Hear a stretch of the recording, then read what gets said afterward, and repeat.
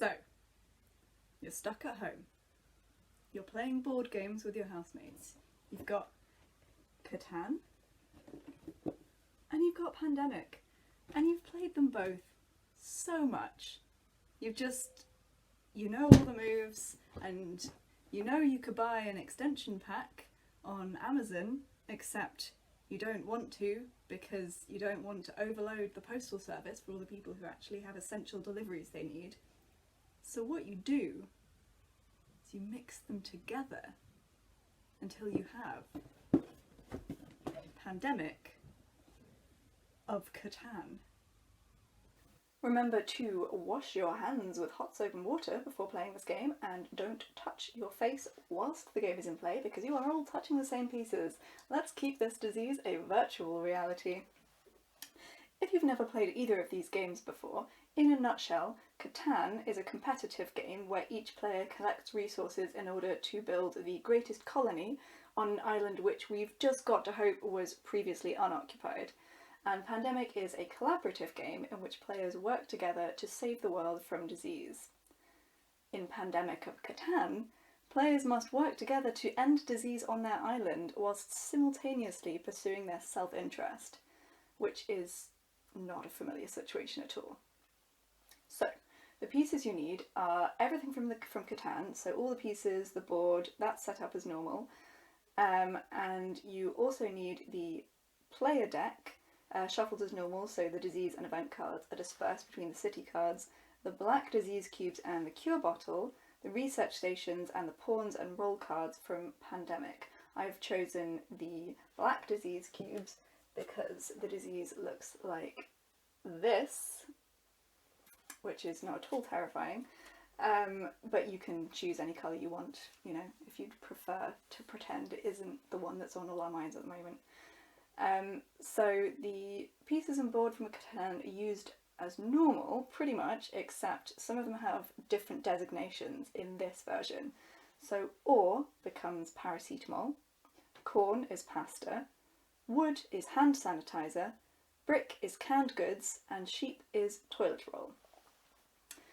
So set up the Catan board as you normally would, with the addition of the black cure bottle face down and pawns next to the robber in the desert, and the Pandemic player deck, which you will put to the side for the moment. You're not going to use any of the Pandemic pieces yet.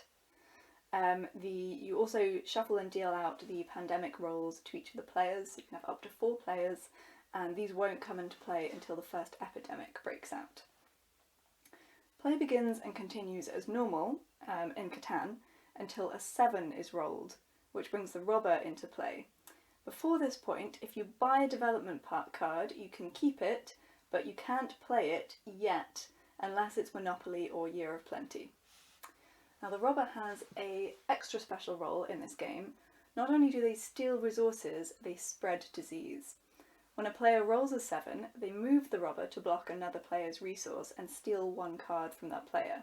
Then, the robbed player must also pick the top card from the Pandemic player deck. If it's a city card, they discard it, it does nothing. If it's an event card, you can keep it and they can be used in the same way as in Pandemic. If it's an epidemic card, the island of Catan is now infected. So, what to do when you draw an epidemic card in Pandemic of Catan? A. Infect. Place 1 disease cube on the hexagon with the robber. B. Mark it chaos. Remove all the number pieces from the hexagons, shuffle them, and place them back down in a random order so that all your resources now have a different value. C. Inflation. Any player with the robber next to one of their settlements, regardless of whether or not they were robbed, now has to pay double for any building. So for example, a city now costs 4 pasta and 6 paracetamol, but its value of 2 victory points remains the same. The rate goes back to normal once the robber is moved elsewhere. Play of Catan now continues, except new rules are now in place. As well as trying individually to expand and enrich your settlements, all players must now work together to treat the disease and prevent it from spreading. The pawns, who have been stationary in the desert until now, come into play and enact their roles as normal for Pandemic. So you can read the roll cards and whatever it says on there, and whatever the rules for Pandemic says, that is what they do. Now, once you've rolled the dice and everyone has collected their resources, you are restricted to 4 actions, as in Pandemic. These can be any of the following. A. Build either a road, settlement, city, or research station. B. Treat disease. Remove 1 disease cube from the hexagon you are in, unless you are the medic. C. Share resources, either by trade with another player or the bank or a port, which can involve any number of cards in one trade, as in Catan. Donation, a player gives you 1 card, or vice versa, and your pawn can be anywhere when you trade with the bank or a port, as in Catan, but to trade with another player you must be in the same hexagon, and to donate to another player or receive a donation from another player you must be both in the same hexagon and trading the resource of that hexagon, unless you're the researcher. While there is disease next to one of your port settlements, no trade can occur with that port because the transport routes are blocked. D. Discover a cure. To do this, you must give 1 of every resource to the bank, or 4 of them if you're the scientist. E. Move. As in Pandemic, the pawns can move from 1 connected hexagon to another, from 1 research station to another, or to anywhere else on the board, as long as they discard either a card matching the resource they're in, or 1 matching the resource they are going to. Each step of a move counts as an action. From now on, you should also practice social distancing to prevent the disease from spreading to other colonies. This means your roads and settlements should stay 2 lines away from anyone else's. If you go within 1 line, the disease will spread to the next colony once it reaches that hexagon. If they touch, the disease will automatically spread by 1 cube to the nearest hexagon, regardless of how far away the disease seems to be, because your colony now contains invisible carriers. This also counts for any colonies that were already close to each other, and you cannot change the distance once it's been set. So think clearly from the beginning of the game, should I be putting my pieces here and will it affect me later on when there's an epidemic? From now on each and every turn, not just your own, the disease spreads automatically by 1 cube at a time to the hexagons adjacent to the diseased hexagons within a colony, so it follows the roads and settlements. As long as you practice proper social distancing, the disease will not spread to any other colonies, but your own colony will begin to fall apart as infection spreads. Once all of your resources are infected, the infection rate increases, and an extra cube is placed 1 by 1 on already diseased hexagons. For each of your hexagons with 2 cubes, you lose 1 city, settlement, or road from the nearest, then following along the line. This does not affect colonies which belong to 1 player but are not connected.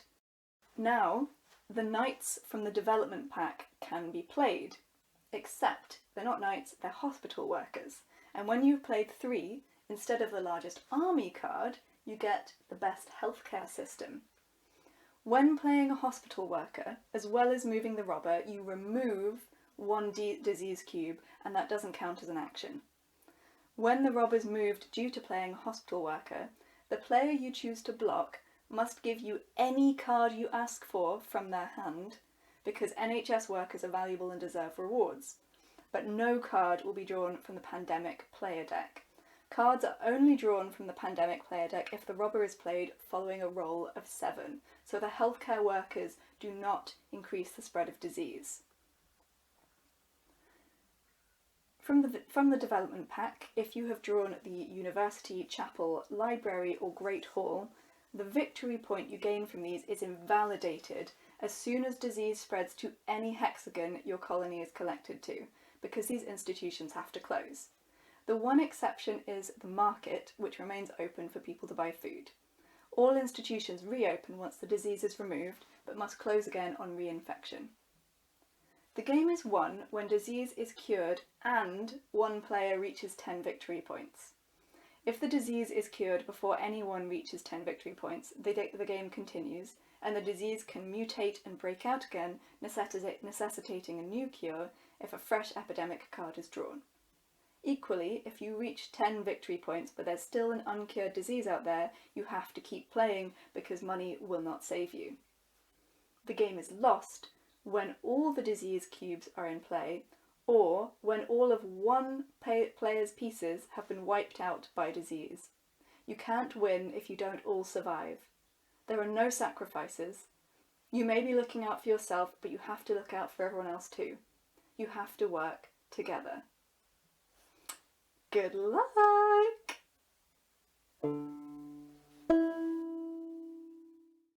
Today's recommendations are all free things that you can find online, since we're all in lockdown at the moment and we can't go out to the library or the shops, and we don't want to overwhelm the postal service by ordering a bunch of things online. These are some things that you can find on YouTube or Spotify, and they're just generally for comforting you when you feel anxious, and also ways to use your newly found free time. So music I've been listening to at the moment is Songs You Make at Night by Tongue. That's an album, and the first song, Dream In, is what I've been waking up to as my alarm for the past week, and it's been very soothing. Anything by the Portico Quartet is lovely. They do hand drums and saxophone, and A River's Invitation by the California Honeydrops is my other current favourite album. On YouTube you can watch Fish Lullaby by Jamie Lynn Beattie, and honestly, what more do you want than seeing one of your favourite actors sing a lullaby to their fish in a funny voice? Self-Care versus Self-Indulgence by DissociaDID is a really good look at how to take care of yourself past the Instagram view of what self-care means. And Read with Cindy, this is a comic one because sometimes you do just need to laugh it out. She has a kind of essay where she compares and contrasts Michelle Obama's Becoming with the YA romance Hot Pterodactyl Boyfriend, and there are a surprising number of similarities.